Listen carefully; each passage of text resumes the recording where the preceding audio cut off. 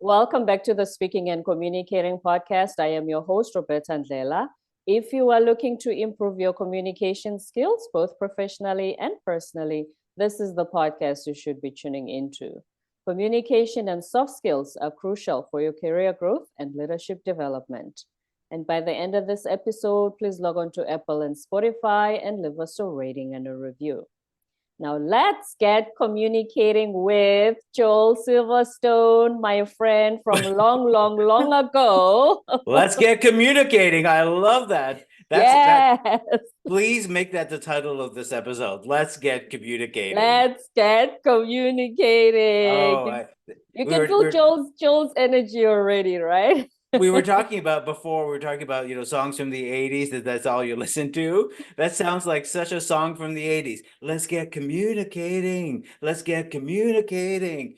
And now I need a beat. Yeah. I shouldn't be doing it. Because my background is in theater, and I went to a fine arts high school, and I had a private music coach and a singing tutor. And after all that, I still can't sing or play musical instrument. But you just sang, which we really appreciate. Thank you, Joel.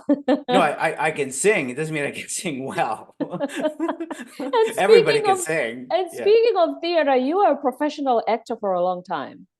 Correct. Yeah. Mm-hmm. Yeah. Which we're going to get into, because we'd love to hear that before we get into the work that you do. But sure. Joel Silverstone from Canada is the founder of TFR, which stands for This Feels Right. You're actually a returning guest on the show, right? That's correct. You've been here before. You're a friend of the show and my friend. And Joel is not only a communication skills and soft skills expert, he has globally coached thousands from Fortune 500 companies, government agencies, entrepreneurs from around the world. And he's here to talk to us about so much when it comes to communication skills, how improv can help us improve our communication skills, and most importantly, which is a very touchy subject, how to have productive conversations. So Joel, I know I skipped a lot of your intro, so please tell us a little bit about yourself. Roberta, you got it exactly. Communication is so timely, and when I first started this, it was, like you said, it was considered a soft skill. And then as we're going a lot into AI, we're seeing how important it is, because AI can't answer a lot of the questions. It can't sort of change our behaviors. It can't fill in the gaps. Our ability to communicate, to connect with each other, to lead to collaboration, to motivation. This is what I've been going around the world, virtually and in person, and I've been lucky to do that in person, to be able to do that with leaders and their teams, to get them to communicate effectively, to have those productive conversations. Because people think, well, I'm pretty good. I'm pretty good at communicating. And then I do a lot of practice with them. When we put it into practice, that when the theory is like, oh, I think I'm a pretty good communicator, and we put the theory into practice, well, then everything changes. And then they start to realize, oh, there's some gaps in listening and empathy and asking great questions and moving the conversation forward. And so that's what I do, is I bring what I call them, pivotal moments or defining moments where the conversation can go one way or another, and we want it to move forward. And so it's like a good scene, it's like a good acting scene, is that it takes time to write it out, to make sure that the scene is moving forward. Well, we want to be able to do this, of course, in real life, to be able to move our scene forward. You've talked about two delusions that we have when it comes to communication. The first one is we think technology helps us connect more. And then secondly, when we think, oh, I've communicated, I'm good, it turns out not so much. Why is that? Well, because it's in our heads, Roberta, and I'll get your thoughts on this as well. I'd be curious to know what your thoughts are as well, because I know in my head, I know what I want to say and how I want to say it.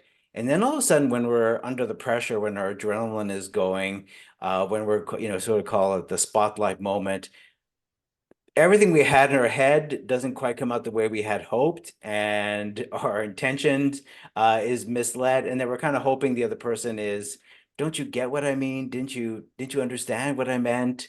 And then we get into that cycle where it wasn't. And we'll talk about some ways that we can do that. But I'd love to hear your thoughts as well and what your experience is with it's in our head, but somehow it didn't come out quite the way we had intended.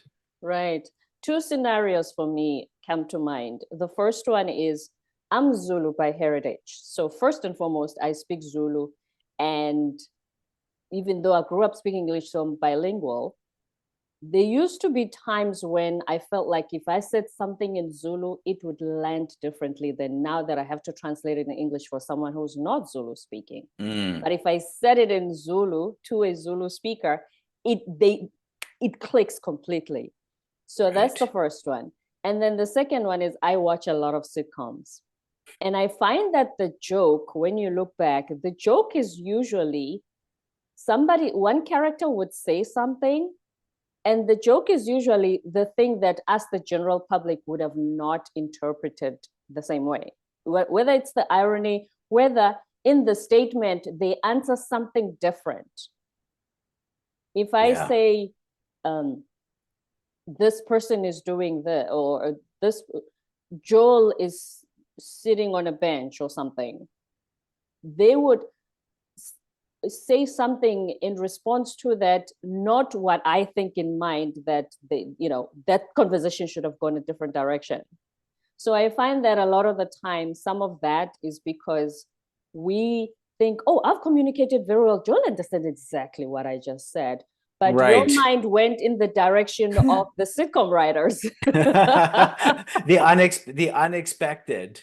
Right, right. Absolutely. That's what makes comedy so good is that, oh, I never saw that coming. And then when we communicate, sometimes we surprise ourselves by the way someone reacts because that wasn't our intention in how we communicated it. And often people don't react in a way that they give us the clues or cues. They might go to silence as an example. And so we didn't pick up on that. And we wonder why they are not responding the way we wanted them to do. So, that's one of the parts of a productive conversation. I was working with some people who are on their way to leaders, like they're managers right now, and they were going through a training to go sort of to the next level of leadership. And someone in the group said something after the day of training, which has really stuck with me, and I think speaks so much to what a productive conversation is, which is this: solve the emotion before you solve the problem. I'll say it Say that again. again. Solve the emotion before you solve the problem.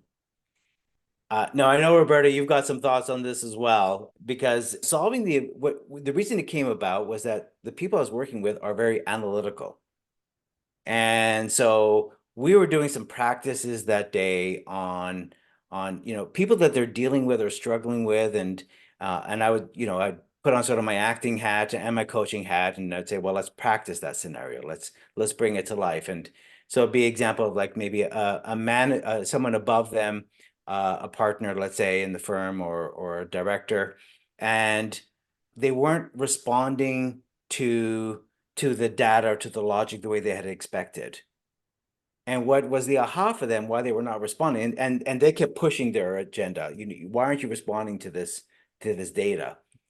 And what happened, of course, is I gave them feedback about how it felt from my point of view as I'm being their person above. And that was, you didn't make it safe for me. Even though I'm above you, you still didn't make it safe. And there's a story that I'm telling myself, and until you work on focusing on the relationship and find out, what's going on and how you can make it safe versus maybe trying to embarrass me that maybe I got something wrong, and point it out, I'm never going to admit it until you make it safe. So it's solving the emotion before solving the problem. And we get so focused on our task, we get so focused on what we think need to be resolved. The first thing that needs to be resolved is, Roberta, is that you and I need to have a good relationship. You and I need to feel safe as we're communicating with each other so that we're looking at the problem together. Mm-hmm. Make you feel safe. It's the same as when people are not buying what we're selling. Have they felt, we always say feel heard, understood, valued, that emotion before you say, okay, here's what I'm offering. Are you going to buy my product or service? So we don't take the time to make them feel the emotion that they want to feel, or that would make them feel safe enough for them to go to the next step. That's right. That's right. It's everything we've been saying right now, which is we tell ourselves stories, and there's in the acting world we call it an actor's secret, which is there's the lines that I say as an actor, but to really make my character really three-dimensional, to make them really authentic, I have to have a story that I've created for my character that's not revealed in the words, but I know, as the actor playing it, I know the story. Well, it's the same thing in real life, is that the person you're trying to deal with, the person you're trying to buy in, has a story that they're telling themselves. So unless you sort of stop and go, oh, hang on, what's going on here? I can see that this person is not, they're shutting down. They're becoming very quiet. And that's where I need to stop and go, you know what? I've talked a lot.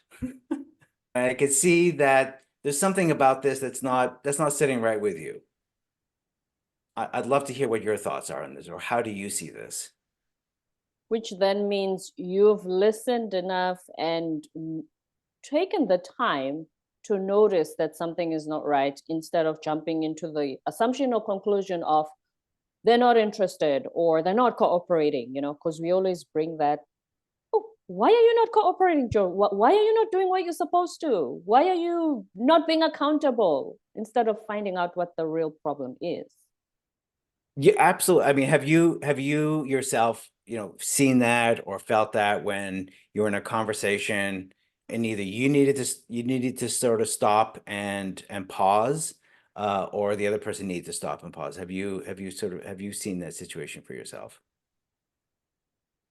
I think that sometimes and you called me out on this in the last conversation where you said, people are busy. They're not thinking of me all the time.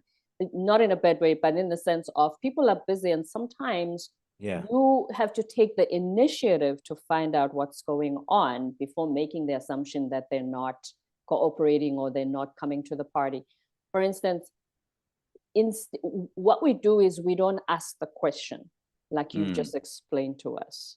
We don't say, before jumping to the conclusion that this person is not interested, let me find out what's really going on and make it safe for them to be honest with me and tell me what's really going on. Because sometimes people will, if they don't feel safe, as you said earlier, they're not going to tell Yes. us what's really going on. They'll just make up this textbook answer that everybody says in order to get away from the conversation. Oh, Roberta, you exactly. That's exactly it, is that they'll sort of, they'll bring it to a close. The other day someone reached out to me. I'm going to be presenting at a conference, and they're going to be also at the conference, and they reached out to me and they said, "Hey, I'd love to meet you before the conference. There's so many people going. There's so much people at the conference. This would be great to have a coffee to network before." Sure. Well, within seconds, the first thing the person said to me is, as we came on the call, was, "Remind me how we know each other again." And right off the bat, my safety went down, because it was like, They dude, you reached reached out out. to you? You reached out to me. You invited me to this chat. I thought that you were interested in wanting to know what I did, and then we'd have a conversation and we'd have a discussion. And all it was this person wanted to sell me on what they were doing, like sell me. And I did exactly what you just said, was that within minutes, I'm trying to get out of the conversation. I'm going, no, I'm good. You know what? I got to go. Didn't read the clues. And I didn't verbalize it. I didn't come out and give them feedback and say, I'm really surprised that you're doing this. You are the one who reached out to me. No, we usually don't, do we? Yes, we Because don't. we don't want to look, I don't know if we don't want to look bad, and especially online as well. Here's the thing about safety Yeah. online. If I want to say something that I really feel honestly in my heart, if I feel like I'm not being treated fairly and it's not safe for me, I will not only will I not say express my honest feelings, I'm sometimes afraid that if I put it in writing, things online, even if you delete them, they are somewhere there. They'll always come back to bite you.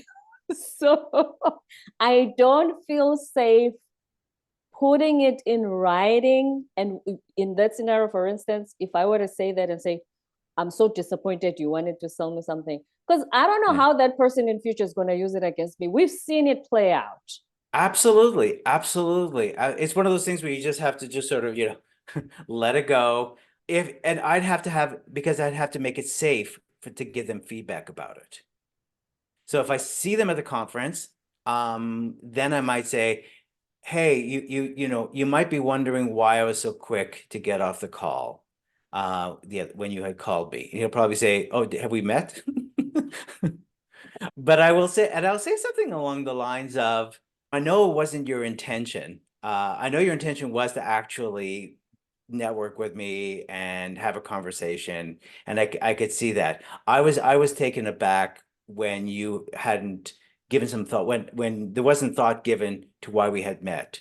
And so I was really surprised by that. And that's what threw me off. And I may have seemed like I wasn't myself. And that's the reason I wasn't myself. I was surprised by that. And then he might reply with, oh, no, that wasn't my intention. I wasn't trying to make you uncomfortable.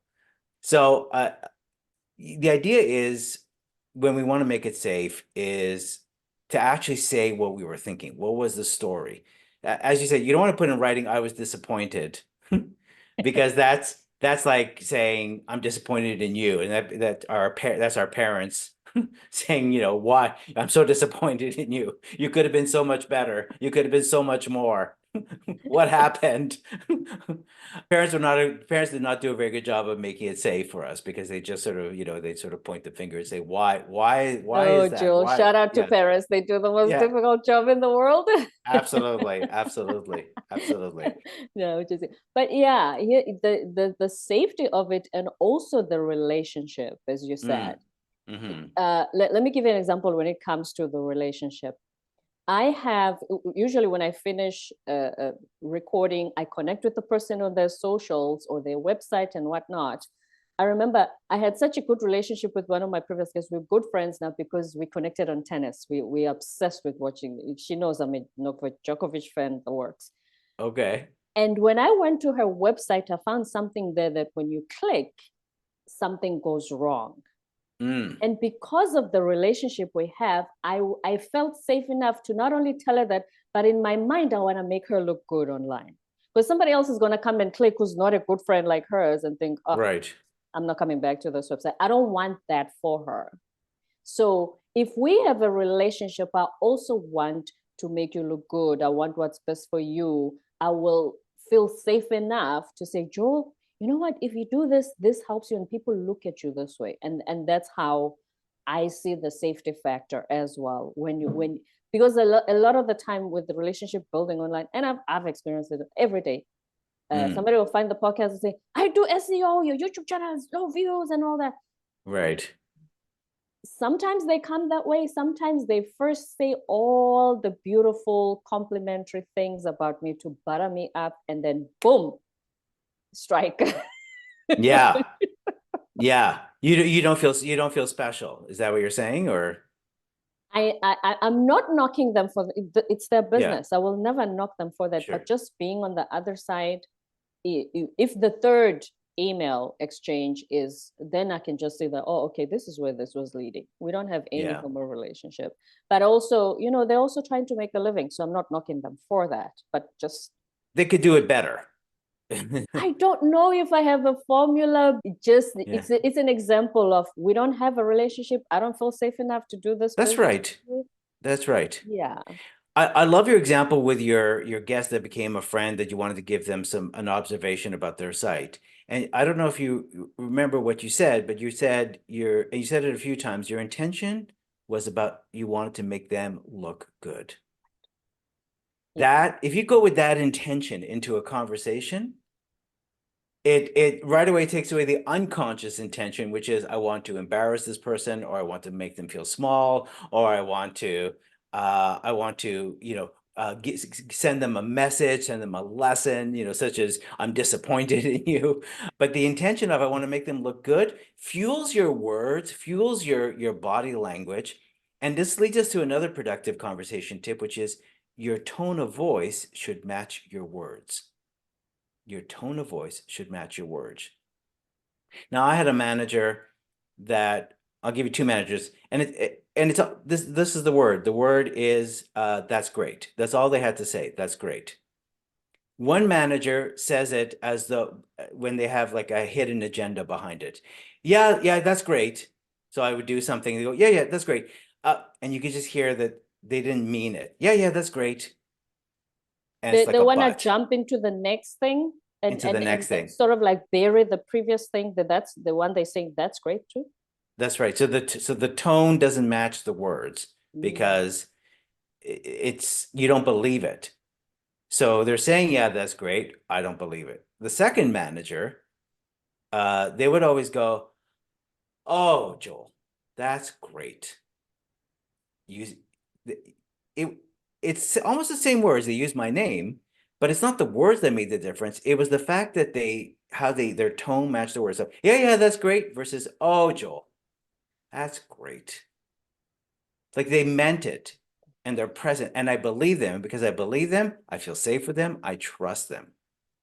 I never trusted that manager to go, yeah, yeah, yeah, that's great. They were just sort of rushing it off and Mm.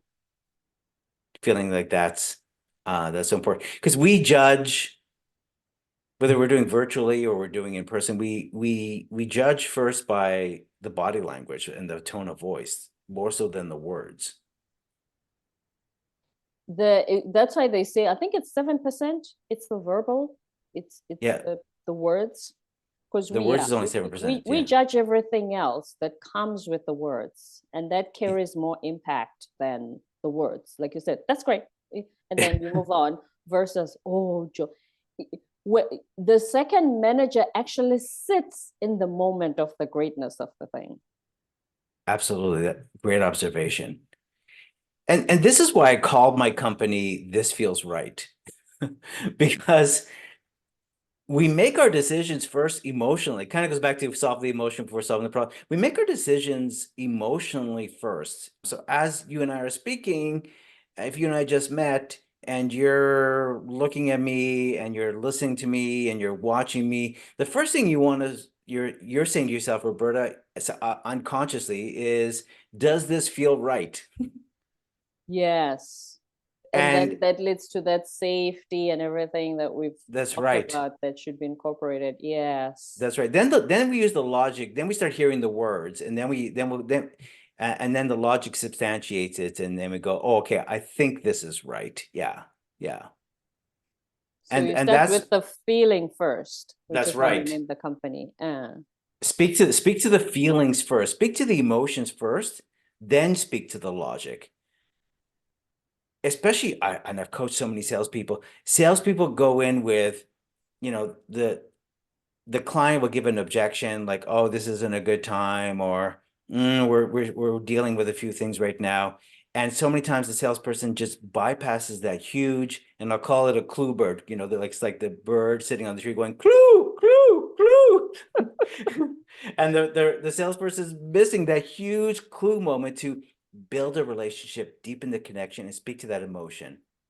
You know, to pause and go, oh, hang on, you know, what's going on? Oh, can you tell me a bit more about that? Versus, yeah, well, listen, what you're going to really like about this and what you're going to see about, you know, my YouTube, my product, you know, whatever it is that they're selling. They're so focused on their agenda. Which, can we blame the training before you, obviously, but because the training, like you said, it's very scripted. If they object, this is what you say. If Right. you present, this is what you say. If they ask this question about the product, this is how you close them. So they've had all this practice being second nature to them. You wonder, do these trainings also add the emotion element, add the, if they ask a question, instead of say it like the script says, study their eyes, their body language, study how they sit back on the chair or do they stand up, study how, do they look you in the eye or do they look away. I've always wondered if those scripted sales trainings emphasize on those things, not just the script. Roberta, let's get communicating. Let's get communicating.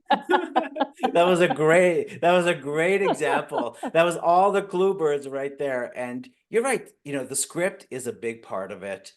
the second part of it, whether you're in sales or you're a manager that has to give feedback, or you have to have a difficult conversation with someone, or even a good conversation, there's still, again, goes back to, unfortunately, this, I got to get this accomplished, this sort of story that we're telling ourselves. I got to make this sale. I got to get this person. How many times have we been in a conversation? It's like, I got to get this person to change.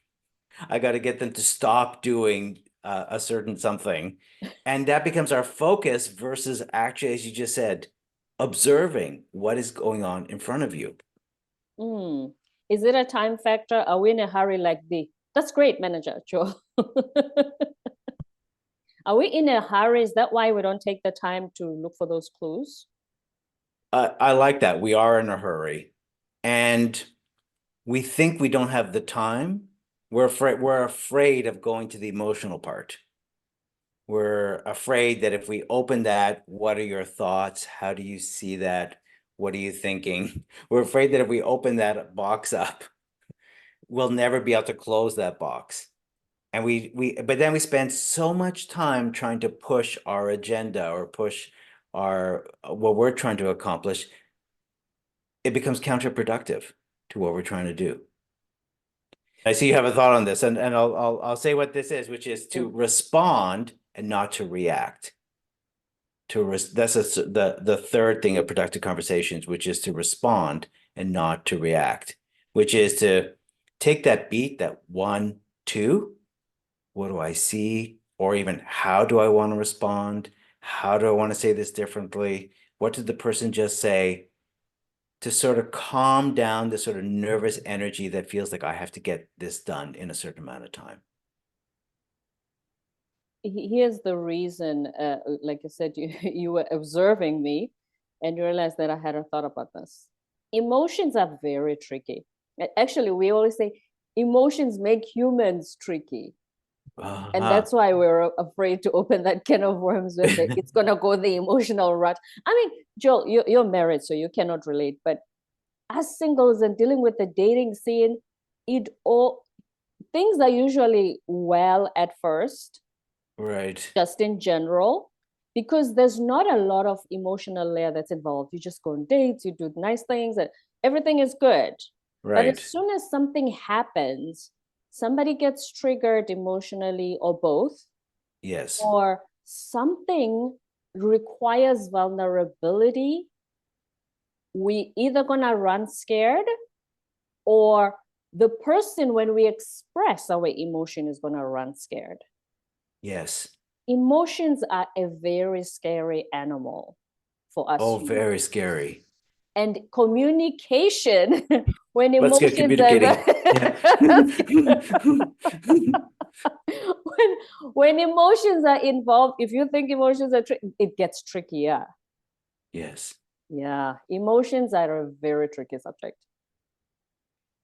Such a good example, Roberta, about the dating, because and I've been out of the dating for a little while, but if I can recall, let me sort of go back in time, and to go back in time means it has to go back to 1995. Very different era. Oh, sorry, 1993. Actually, that was the last time I was dating. 1993. Let me go back to 1993. Let me change my hair. But the thing about dating is that you're not invested into it quite yet. So when those emotions come up, you have to make that decision whether you're going to invest more into it. So someone, like I said, you're triggered or the other person is triggered. And then you have to decide, okay, do I want to invest myself into it? When we're in a relationship at work, or even with a client, well, we're actually invested in wanting to deepen that relationship. So that's why if you don't invest in the emotion, because even if it's tricky, if you don't invest in that, because if you can get through that emotion, through that tricky part, that uncomfortable part, well, then you're basically friends forever. You're now allies because a whole layer has been shedded, and this person that feels safe. Your conversations are at a higher level. When you're dating, you have to decide, is there enough pros here, basically, with this person that I want to go through, what they're dealing with or what I'm dealing with, because I could see that it's going to be worth it. which is the long-term effect, which you just described. So even Yeah. at work, when you have, if you don't just see the person in front of you as just the one sale for now, and you build the relationship, they're going to be loyal. They're going to come back to you in the future. What makes you think they're only going to buy one time? They can come back in the future. You have a That's client for right. life. You have a relationship for life. And if they don't buy now, who said they can't come back 6 months later and buy? 100% come back, or and even refer you, or just say, this wasn't for me, but oh, Roberta, I just spoke to so and so, you should check it out. I think and I referred you, right? Absolutely. That's and even with a manager speaking to their employee, or even or employee speaking to their manager, or above, it's the same thing. It's about, we're going to be here for a while. So it goes back to the intention. You said your intention to make the person look good. The other intention is collaboration. I want to collaborate with this person. So as I speak to them, I'm going to maybe have to deal with some emotions, because if we don't deal with the emotions, we're not going to collaborate. It will always be me versus you. Mm-hmm. Yes. And speaking of work as well, here's the thing, and I've been worked in different companies, few different industries. No matter how high the emotion, do your best not to burn bridges. You never Mhm. know when the person that you did not treat well at your previous job might meet them later in a position where they could have helped you with something in the future. Yes. You Yes. never know who they can influence going forward based on the trajectory that your life is taking. As best as you can. Listen, I know that at Yeah. exit interviews, people must be honest and say, yes, I'm leaving because, I did my best, but my relationship with my manager, not so good. I don't think I can stay here, but I just feel it's not a fit, or whatever it is. But even in the way you communicate that, there's ways to do it. You don't just say, oh, Mhm. Mr. Silverstone, I hope nobody ever works with him again. He's horrible. And you leave and you tell HR, listen, Right. because you never know. My first boss, that was in 1995. My first boss wrote my first LinkedIn recommendation. Oh, And nice. LinkedIn is something of yesterday. 1995. He was my mentor, he was everything. You don't burn your bridges, you never know where that can lead. So as best as you can, no matter how heightened the emotion, no matter how pissed off you are, do your best to be careful with your words while expressing how it feels. And as you're saying that, people, the listener might be going, but this is so hard. I really want to tell, I really want to tell them. It goes back to this, which is, again, your intention, which is, well, your intention is, do you want to walk away with someone feeling upset at you, or angry at you, or pissed off at you because you spoke badly to them? Or do you want to leave where someone goes, they were a pretty good person. It didn't work out, but, and I said, where the bridges are not burned. So it's a relationship onto itself. We're not going to communicate anymore, but there's still a relationship there. There's still good feelings. Better to leave with good feelings than, as I said, someone is pissed off. Yes, because it should feel right, right? This feels right. I recently published an episode where he says when he was dating, he's married as well. When he was Mhm. dating, and if he met a girl and the girl says, all my exes are crazy, he used to think, so I'm going to be your next crazy ex. Goodbye. Right. Oh, brilliant. That's such a good example. That's right. That's He right. said Which goes back to sometimes we have to look at ourselves. Not all your bosses are going to be crazy. Are you the one maybe who needs to do some introspection? Oh, and now we're getting into emotional intelligence, because absolutely that's such a good example. It's like when someone goes to a job interview and they go, "Oh, well, why did you leave this company, this company, this company?" Oh, they all those managers were crazy. All my, it's like, So we're going to okay, be your well, next crazy yeah, manager. exactly, yeah. All those managers were disrespectful. Okay, yeah, all right, interesting. Yeah, again, clue, clue. We don't always hear the clue bird, but we have to be aware of that clue bird. So absolutely, yeah. All really, Roberta, let's get communicating. I think we've we talked about solving the emotion before solving the problem. We talked about, your tone of voice has to match your words.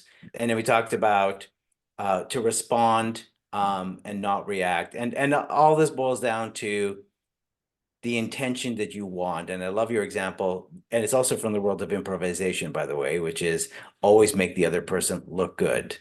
Is from the world of Yes. improv.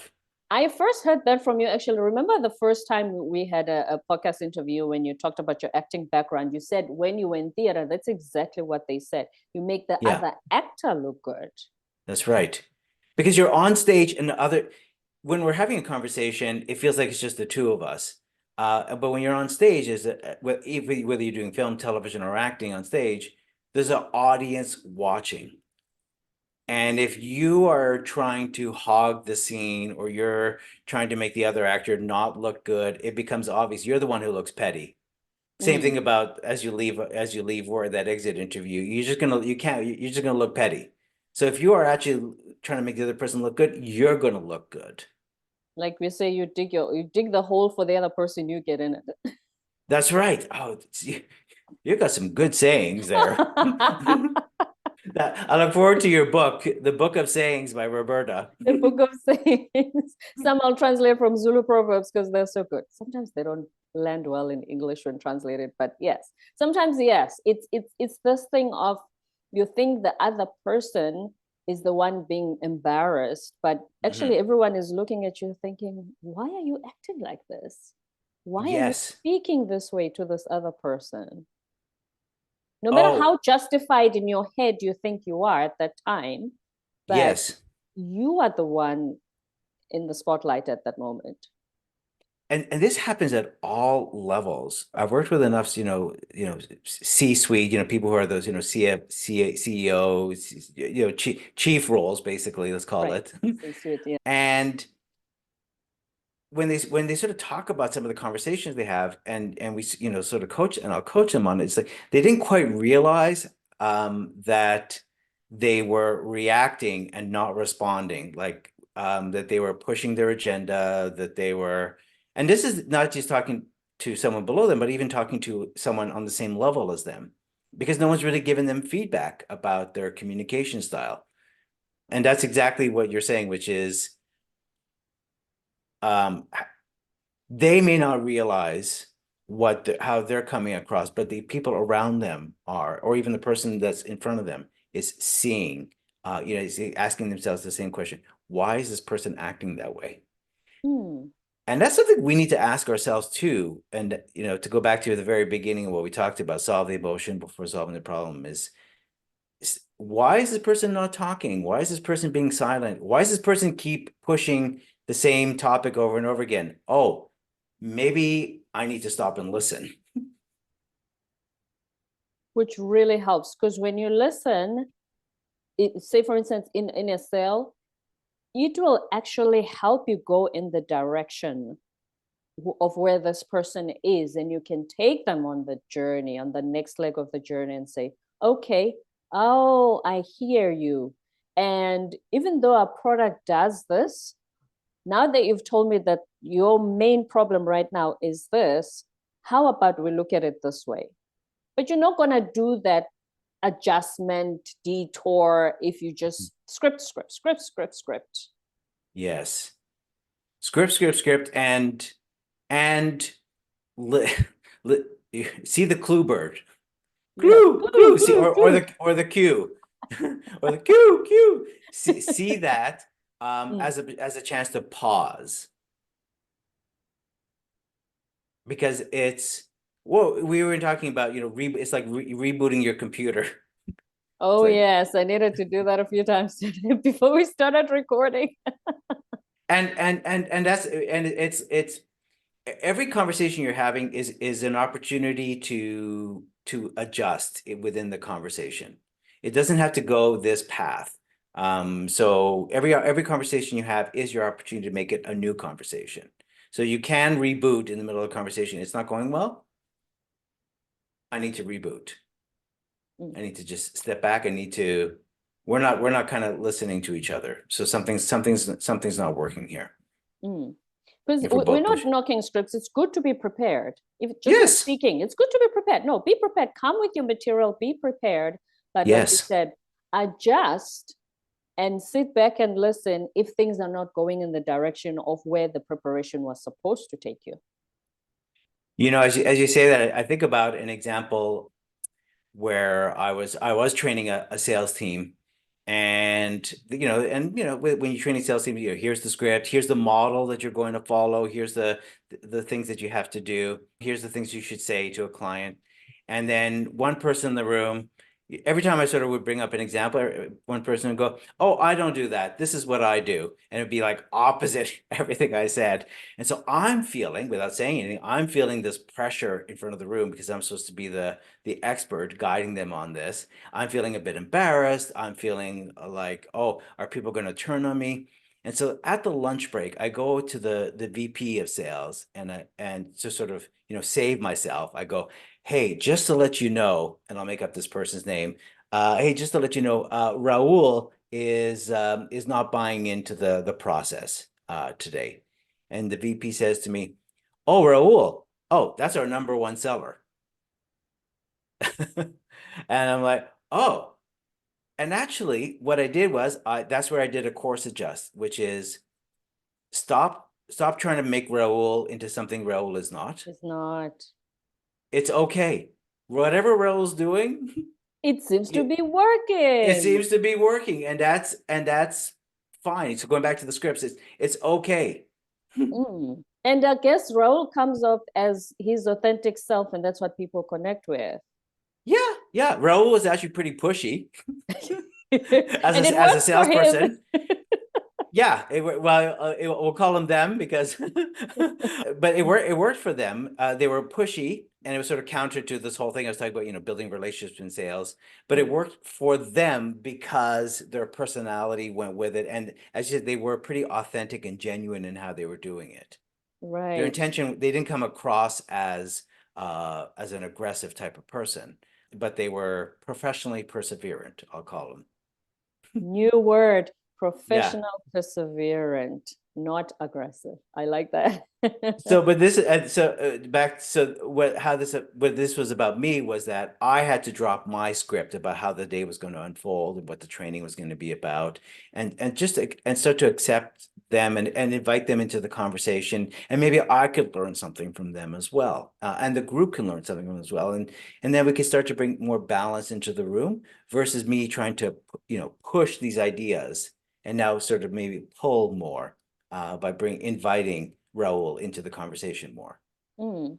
Because the thing about, I think that's probably one of the reasons we always ask the question, why do trainings not, bring about change in any Mm, environment? It's because you just push, push, push, which I'm sure those ideas have worked in a lot of cases, but what about this one particular case in front of you? So if yeah, you observe and realize that it's not sinking in, maybe adjust, because if it's not working for them, you adjust so that one, you build the relationship, as you said, and two, it will sink. They will absorb whatever that's it right. is that the principles that you've come to teach. Absolutely. And then, um, and one of the things that sort of was the aha for me with this was actually going back to when I was an actor in acting school, and they had brought in this a professor from like the London Academy of Dramatic Arts to come and do a special classical theater 2-week intensive with us. And I was doing a scene from a play called The Importance of Being Earnest. And I was playing him a little differently because the truth is, I didn't really want to be a Shakespearean actor. The truth is, I really wanted to be Jack Tripper from Three's Company. I wanted to be like this sort of slapstick comedian. And so I John was, Rita? yeah, John Ritter, exactly. So I was playing him I was playing Ernest just a little bit differently, not quite polished British. It was a bit more, a bit more buffoonery. And I'll still remember, which was, the professor just stops me, basically sits me down, and basically says, you're out. You're on the bench. But this was an opportunity for the professor to go, maybe there's something different here. Maybe Joel's going to play it a different way, and maybe there's a balance here between I can give Joel some tools maybe to make this, bring the classic to it, but maybe I can learn something also about maybe sort of more a modern version of this towards that. And so the reason I share that is that, the professor has been doing it the same way over and over and over again. So that was the aha for me when I went into training, to always be open. What does the audience need? And what do I have to offer? And what can I also learn from them? And this goes also to our conversations, which is when we communicate, it's I've got something to offer, but I need to also be able to listen to what the other person is saying so that we have mutual respect. Yes. So Joel, please give us one more time those 4 things that you spoke about today that our listeners can be cognizant of. For sure. Well, number 1, solve the emotion before solving the problem. And again, this goes back to, we want to speak to the emotions first before we speak to the facts. We want to respond and not react. So when we react, it's like we're quick to jump in. Responding is we count 1, 2. And again, it's also, what do we see as the clue, that clue bird. And that'll be the clue that we need to respond and not react. We need to stop what we're doing, pause, and reboot the conversation. Our tone matches the words. Oh, that's great. Oh, that's great. When our tone matches the words, we create safety. And all this ties into our intention, how we want, if we want to, as you said, make the other person look good, that rule from improv, or even if it's collaboration, or it's around I want to be deeply invested in the relationship. When we take that as our 4th clue to a productive conversation, our intention, it'll guide all of these things towards where we want to get to in our conversation. Intention and making the other person feel good or look good. Words of wisdom from Joel Silverstone, the founder of This Feels Right, also a podcast, right? Please give us details of the podcast before you go, and then your website. For sure. Well, the podcast is where we talk to leaders and experts, and also I'll share my own tips on influencing and communication skills. And the podcast is also called the same thing, the TFR. This Feels Right. Now we've been on hiatus for a little bit, but we'll be coming back. But there's plenty of episodes to go back and listen and learn. And then the website, if you want more information, is thisfeelsright.ca, because we're in Canada. This Feels Right, all one word, .ca. And of course, do connect with me on LinkedIn, Joel Silverstone. Joel Silverstone on LinkedIn. This Feels Right.ca for Canada. And This Feels Right podcast, where he speaks to leaders. Feelsright.ca, Joel Silverstone on LinkedIn. Thank you so much for this. It wasn't an interview, it was a conversation. Thank you. Oh, Roberta, such a great conversation. I'm looking forward to the book on the Roberta sayings. The Roberta sayings. Let's get communicating. Thank you, Joel. Always fun to have a chat with you. You too, Roberta. Thank you. My pleasure. Don't forget to subscribe, leave a rating and a review on Apple and Spotify, and stay tuned for more episodes to come.